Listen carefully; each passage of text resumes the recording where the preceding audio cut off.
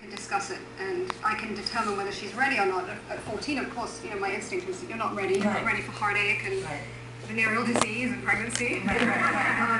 So I enlisted the help of a therapist who specialized in teenage sex therapy, because even though I thought I knew all the answers, it's her journey, and even though I think I know better, I didn't want to intervene with something that was so crucial. And I wanted to explain to her that once you start sexual relations, things get very complicated. Even though all your friends are doing it and it seems pretty normal, a normal step, it's so complicated. So we went to this fabulous doctor who'd written a number of books on the subject, and she had my daughter Willow and her boyfriend fill out a thick questionnaire, 90 pages. Yeah. But because forget it. Good determined. Well, initially they were, but because it was about them, the little ego kicks up and says, "Oh, it's like filling out those Cosmo questionnaires. You want to see the result." Right.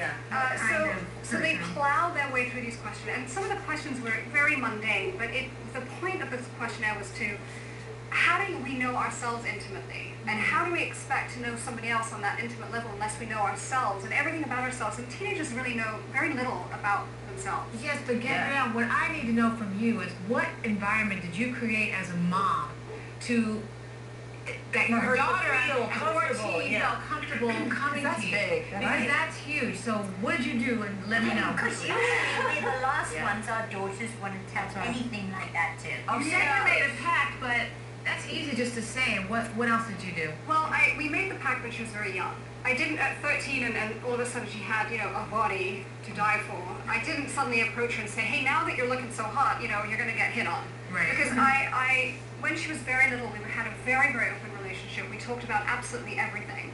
And I was determined that her sexual development and her physical growth be something that she that not only understood and respected, but something that she felt beautiful experiencing. Embracing it. I wanted her to embrace her sexuality and not become ashamed by her body and all the things that she felt and all the things she was becoming. So at a very early age, we talked about just about everything, and I encouraged her exploration. So it wasn't something that I suddenly sprung upon her when she became sexually active. It was something that we talked about from a very early age. It was age appropriate, but I thought, I was adamant that I wanted her to mature gracefully into her teens. Yeah. I didn't. Right. So, do you notice that your sons are as open with you as she is, or is there a difference? I have one boy, and he's only 10, and so we're sort of on the precipice of puberty right now, and it's a very, very different relationship that I have with my son. How does it differ? Because I have a 10-year-old. Oh, you too? Yes, and he has a girlfriend, and he's, talking about how much he wants to kiss her all the time. And it's very sweet, but I keep telling him, Mommy will go to jail if you kiss her. You can't do that right now. No, I'm joking. But really, how do you feel the difference? I think it's probably time for me to call that sex therapist. Yeah. Because I don't think we have time to answer that, but I just want to button up the story. Your daughter ended up deciding not to do it, right? They waited. The questionnaire took them so long, I added 3 months right there. Right. Yeah. Does she know you were talking about this? I was just thinking. I know. She's actually, fortunately, in Puerto Rico.